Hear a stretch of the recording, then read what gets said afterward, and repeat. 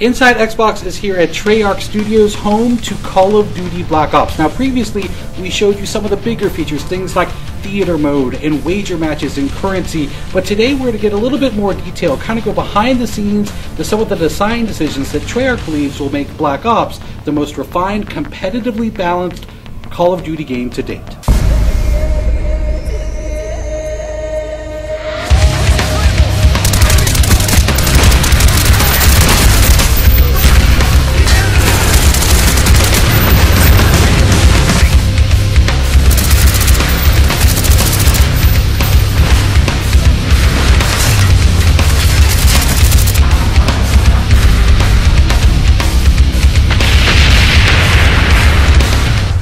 One of the great things about having such a large community of players playing our game is that it isn't very difficult for us to hear when fans do not like something about our game or they do like something about our game. All we have to do is listen, and we are listening.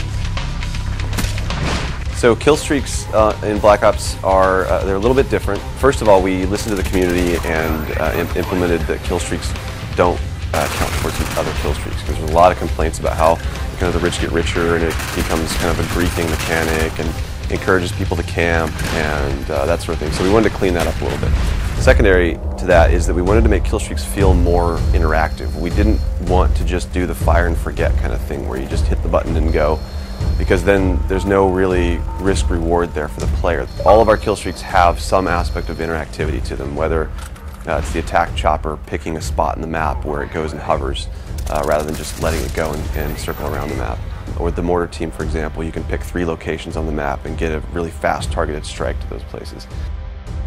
So the perk design philosophy is we want every perk to feel like it supports a specific gameplay style. So we want to kind of beef up this characterization of, if I select a perk, this represents me and how I play the game. So for example, we have a perk called Hacker. Hacker is similar to some of the perks in previous Call of Duty games where they let you see enemy deployed equipment in the world.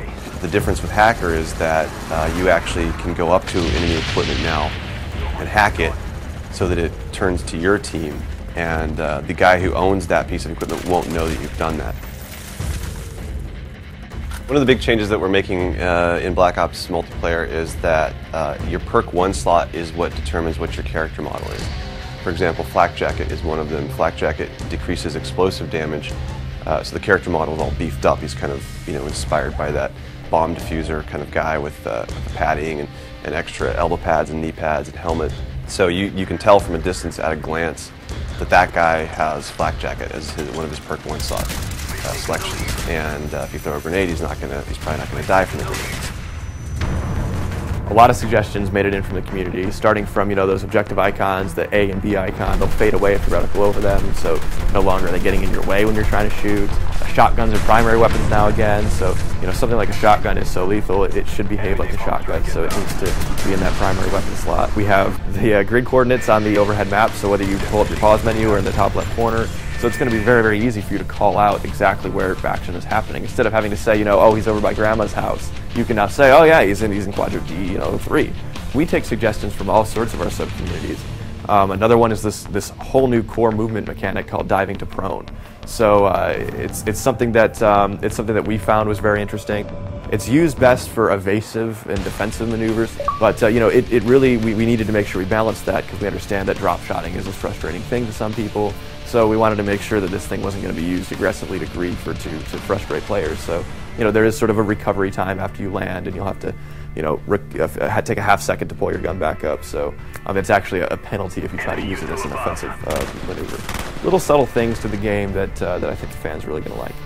We hope you've enjoyed our in-depth look at what it takes to put together the multiplayer for a game like Call of Duty Black Ops. Thanks everyone for watching Inside Xbox.